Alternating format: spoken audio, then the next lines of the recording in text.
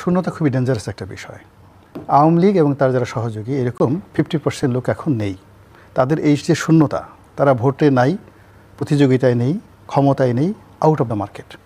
পরে এই পুরো যে 50% জায়গা, এই জায়গাটা দখল করছে, এই শূন্যতার যে জায়গাটা পূর্ণ করছে, ম্যানেজ করছে, সব কিছু হলো বিএনপি, জামাত এবং তাদের এনসিপি যারা অন্যান্য দলগুলো আছে। এখন এরকম শূন্যতার মধ্যে যখন আমরা পড়ি, বিশাল একটা শূন্যতার মধ্যে পড়ি, আপনি গিয়ে দেখেন বড় একটা ফসলি মাঠ, আপনি একা, গভীর রাত্রি, আপনি পথ হারিয়ে ফেলবেন। শূন্যতার মধ্যে মানুষ পথ হারিয়ে ফেলে, নিজেকে নিয়ন্ত্রণ রাখতে পারে না এবং সে ভুল করে। কাজে এই যে এখন যে একটা বিরাট শূন্যতা চলছে, সেই শূন্যতার মধ্যে সবাই তার যে ওজন, এই ওজন হারিয়ে ফেলেছে, সবাই তাদের পরিচয় হারিয়ে ফেলেছে এবং সবাই তাদের যে নবস, সেই নবসটা সে নিয়ন্ত্রণে রাখতে পারছে না। সে মনে করছে যে আমি এখনই পাবো, ওই জায়গাটা তো খালি আছে, ওটা আমার। এটার কারণে কি হচ্ছে, তার মধ্যে একটা ইমব্যালেন্স তৈরি হয়ে যাবে এবং এই ইমব্যালেন্স তৈরি হয়ে গেলে আকাশে যদি যেটা ব্ল্যাক হোল হয়, ব্ল্যাক হোলে যেভাবে তারকারাজি হারিয়ে যায় এবং এই পৃথিবীতে যে বারমুদা ট্রায়াঙ্গেল আছে, সেই বারমুদা ট্রায়াঙ্গেলে গেলে যেভাবে একটা মানুষের পরিস্থিতি হয়, এইরকম রাজনৈতিক, অর্থনৈতিক, সামাজিক শূন্যতার মধ্যে যা কিছু ঘটে ওই একই পরিণতি হয়। এখন বিএনপি এবং জামাত এই শূন্যতার মধ্যে ঘুরপাক খাচ্ছে, নাম্বার 1। নাম্বার 2 হলো, এরকম যখন শূন্যতা হয়, অরাজকতা হয়, তখন সেই ক্ষেত্রে রেজিমেন্টেড ফোর্স যারা শক্তিশালী, তারা যত ছোট হোক না কেন তারা সেখানে সফল হয়। এবং রেজিমেন্টেড ফোর্স না, কিন্তু সংখ্যাধিক্য, অনেক সংখ্যাধিক্য, ইট বিকাম এ লায়াবিলিটিস, এরকম একটা শূন্যতার ক্ষেত্রে। ফলে এই যে বিএনপির 35% যে ভোটার, তাদের ব্রুট মেজরিটি, তাদের সঙ্গে তাদের যে মানে জনপ্রিয়তা, এইরকম একটা অবস্থাতে এটা তাদের জন্য লায়াবিলিটিস। বিকজ এই সময়টাতে যেহেতু শূন্যতাতে আগে তারা গোল হয়ে বসেছিল, সেই মানে নুরুল দিনের সারা জীবন কবিতার মতো, গোল হয়ে বসো, কাছাকাছি আসো। আওয়ামী লীগের চাপে তারা একত্র হয়েছিল, আর আওয়ামী লীগ যখন সরে গেছে, তারা একে অপরের সঙ্গে সম্পর্ক বিচ্ছিন্ন করে ছড়িয়ে পড়েছে টেকনাফ থেকে তেঁতুলিয়া পর্যন্ত। এটাকে একটা নিয়ন্ত্রণ করা যাচ্ছে না। তো এই যে নিয়ন্ত্রণ করা যাচ্ছে না, ফলে বিএনপির এই যে ব্রুট মেজরিটি, প্রচুর লোকজন, এটা এখন বিএনপির জন্য লায়াবিলিটিস। আর অন্যদিকে এই সময়টার মধ্যে যে রেজিমেন্ট ফোর্সগুলো, তারা এজ এ পিলার হিসেবে যার যার জায়গায় মতো বসে পড়ছে জামাত। This is second. থার্ডলি হলো, প্রকৃতির যদি ইতিহাস ধরেন, আমাদের রাজনীতির ইতিহাস ধরেন, সেই রাজনীতির ইতিহাসে আমরা সবসময় দেখেছি যে যারা খুব বেশি আত্মবিশ্বাসী থাকে, খুব বেশি আশাবাদী থাকে, স্বপন বিলাসী থাকে এবং নিজেদের জয়ের ব্যাপারে শতভাগ নিশ্চিত থাকে, ইতিহাস সাক্ষী প্রায় সব ক্ষেত্রে তারা গোহারা হেরেছে। আর অন্যদিকে আপনি যাদেরকে তাচ্ছিল্য করবেন এবং আপনি যাদেরকে গণনায় ধরবেন না এবং আপনি যাদেরকে মনে করবেন যে এরা আমার পায়ের তলে, প্রকৃতি এমন শিক্ষা দেয় যে ওই পায়ের তলের জিনিস আপনার মাথায়, আপনার যাকে বলা হয় তাজ হিসাবে বসিয়ে দেয়। এই বাংলায় 2024 সনের 5ই আগস্ট একটা বিপ্লব হবে। হাসনাত, সার্জিস, যে সমস্ত ছেলেরা, কিংবা ধরেন ওই এখন ঢাকা বিশ্ববিদ্যালয়ের ভিপি হয়েছে সাদিক কায়ুম, এরা ছাত্রলীগের পঞ্চম টায়ার, পঞ্চম সারিরও কোনো কর্মী ছিলেন না। ছাত্রলীগ নামধারী এই সমস্ত নেতাকর্মী, তাদের হাতে আওয়ামী লীগের পতন হবে। শেখ হাসিনাকে এদের দাপটে পালিয়ে যেতে হবে এবং গত 17টি মাস এদের কাছে মির্জা আব্বাস, সালাউদ্দিন সাহেব থেকে বড় বড় যারা নেতা আছেন, এদের দাপটে, এদের ভয়ে, এদের কাছে নতজানু হয়ে 17টি মাস মানে মাথা নোয়াতে নোয়াতে, শেখ হাসিনার কাছে যতটা মাথা না নোয়েছেন তার চেয়ে বেশি এদেরকে তোয়াজ তদবির করে চলতে হয়েছে গত 17 মাসে। এইরকম অবস্থাকে আমরা কখনো কল্পনা করেছি?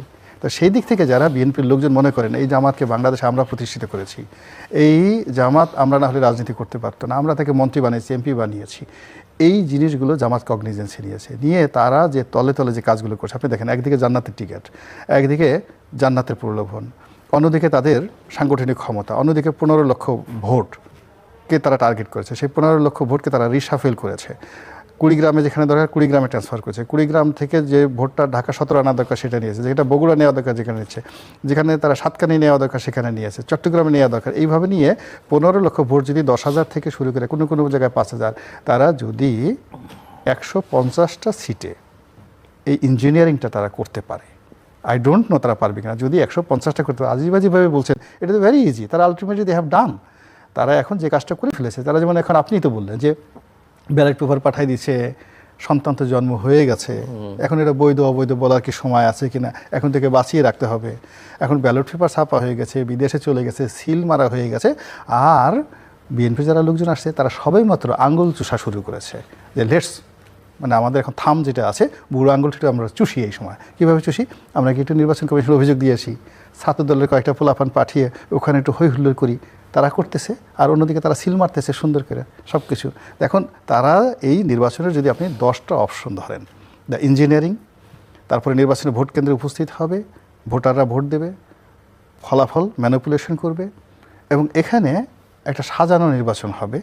যে আপনি কোনো ভায়োলেন্স দেখেন, মানে অস্থিরতা নির্বাচনের আগে বা নির্বাচনের মূল ব্যাপার হলো এখানে ইঞ্জিনিয়ার একটা শান্তিপূর্ণ নির্বাচনে এটা মানে হতে পারে। এখানে যদি ধরুন একটা নির্বাচনে তো সবসময় ভায়োলেন্সের একটা আশঙ্কা থাকে, সেই 72 থেকে এখন পর্যন্ত সব নির্বাচনে ভায়োলেন্স হয়েছে কম বেশি, কিন্তু এবারের যে ভায়োলেন্সটা, সেই ভায়োলেন্সটা অপরিকল্পিত হবে না, আপনি বলছেন অনেক পরিকল্পিত হবে, ওয়েল ডিজাইন হবে।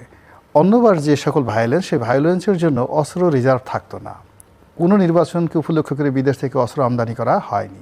পুলিশের যে রিপোর্ট, সেই রিপোর্ট অনুযায়ী বা গোয়েন্দা সংস্থার রিপোর্ট অনুযায়ী সীমান্ত দিয়ে অস্ত্র আসছে।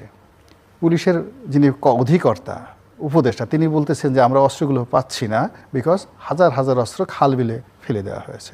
তা আপনি পাচ্ছেন না, খাল বিলে ফেলে দিয়েছে, কিন্তু যারা ফেলে দিয়েছে তারা তো জানে অস্ত্র কোথায় আছে। তো এই যে থ্রেডগুলো আছে, আপনি এগুলো তো বাদ দিতে পারেন না। ফলে এবারের যেখানে তারা সন্ত্রাস, তারা তো সন্ত্রাস ঢাকা শহরে করবে না। সন্ত্রাস যদি কেউ করতে চায় প্ল্যান অনুযায়ী, বেশি না, ওই যে উনি যেটা বললেন, মানে 100টা সারা বাংলাদেশে যদি একটা নির্বাচনী এলাকাতে 500 ভোট কেন্দ্র থাকে, 500 ভোট কেন্দ্রে যদি আপনি 5টা করে বুথ থাকে, তাহলে 2500 বুথ আছে, মানে 500 আর না 10টা করে বুথ থাকে ধরুন অ্যাভারেজে, তা 5000 আপনার বুথ থাকবে। আচ্ছা, প্রত্যেকটা বুথের মধ্যে একটা করে আলাদা সেন্টার থাকবে, আলাদা গন্ডগোল হওয়ার সুযোগ থাকবে প্রত্যেকটা বুথে। এবং একটা বুথের মধ্যে যদি 2টো এজেন্ট মারামারি করে, ওখানে যে মানে পোলিং অফিসার থাকবে তার সাথে সে যে মারামারি করলো, ওই কেন্দ্রে ভোট বন্ধ হয়ে যাবে। আপনি কয়টাকে করবেন? তো তারা যদি এইভাবে একটা নির্বাচনী কেন্দ্রে যদি 5000 এইভাবে বুথ থাকে, তাহলে 300 নির্বাচনী এলাকায় কত হাজার বুথ আছে? সেই বুথগুলোর মধ্যে তারা সব দরকার নাই, তারা 2000 টার্গেট করলো যে আমরা এই 2000 বুথে এই জায়গাতে যেখানে আমাদের শক্তি আছে, সামর্থ্য আছে, গন্ডগোল করে আমরা এখানে সেফ এক্সিট নিতে পারবো। এগুলো বুথের মধ্যে। এরপরে আপনি আসেন সেন্টারে। সেন্টারের বাইরে ওই যে ভোট কেন্দ্রের জন্য জামাতের একটা অফিস থাকবে, বিএনপির একটা অফিস থাকবে, এনসিপির একটা অফিস থাকবে, কত প্রত্যেক থাকবে। ওখানে ধরেন তারা টার্গেট করলো যে আমরা সারা বাংলাদেশে ধরেন 500 সেন্টার আছে, 500 সেন্টারের মধ্যে 3 5 1500, মানে 15000 সেন্টার আছে। তো 15000 সেন্টারের মধ্যে আমি বেশি না 100 সেন্টারে গন্ডগোল করবো, জাস্ট 100 সেন্টারে 100 সেন্টারে গন্ডগোল করবো। প্ল্যান অনুযায়ী আপনি কী করবেন? What can you do? এরপরে 100 সেন্টারের সাথে গন্ডগোল করে আমি টোটাল জিনিসগুলো নিয়ন্ত্রণের বাইরে নিয়ে যাব মাত্র 20 থেকে 25টা সেন্টারে, 20-25টা সেন্টারে আমি কাজগুলো করব। দেখুন এই যে কাজগুলো আপনি এটা ধরে নেন যে এইগুলো হতে পারে, ধরেন একেবারে হলো না, হতে পারে, তো এটা যখন হবে এটার জন্য আপনার প্রস্তুতি কী? এই প্রস্তুতিটা তো আমি সরকারের পক্ষ থেকে কাউকে দেখছি না। বিএনপির যারা লোকজন, তারা যেভাবে ফেসবুক নিয়ে ব্যস্ত, যেভাবে তারা যাকে বলা হয় ইউটিউব নিয়ে ব্যস্ত, যেভাবে তারা জনাব তারেক রহমান সাহেবকে মহামানব বানাতে ব্যস্ত, জিয়াউর রহমান সাহেবের পরিবারের একটা লিগেসি তৈরি করতে এই সময়টাতে ব্যস্ত, তো এই ব্যস্ততার সঙ্গে কন্টেম্পোরারি নির্বাচন সংক্রান্ত যে ঝুঁকিগুলো রয়েছে সেইগুলোর যে অ্যাকশন প্ল্যান, সেই অ্যাকশন প্ল্যানটা আমি দেখছি না। হঠাৎ করে যেখানে ধরেন গত 17 মাসে মানে যমুনাতে জামাতের প্রভাব, রাস্তাঘাটে পথে ঘাটে ব্যবসা বাণিজ্যে সব জায়গাতে জামাতের লোকজন, রাষ্ট্রদূত থেকে শুরু করে সবাই জামাতের আমিরের দরবারিকে হাজির দিয়ে যাচ্ছে। অল অন এ সাডেন সমস্ত স্রোতগুলো সব যে তারেক রহমান কেন্দ্রিক হচ্ছে, আপনার কাছে মনে হচ্ছে এগুলো সব স্বাভাবিক? আমার কাছে স্বাভাবিক মনে হচ্ছে না। এমনও তো হতে পারে যে স্রোতটা ডাইভার্ট করে ওদিকে দেওয়া হয়েছে, you busy with that thing, তুমি তোমার এই কাজে ব্যস্ত থাকো, আমরা অন্য কাজে ব্যস্ত থাকি।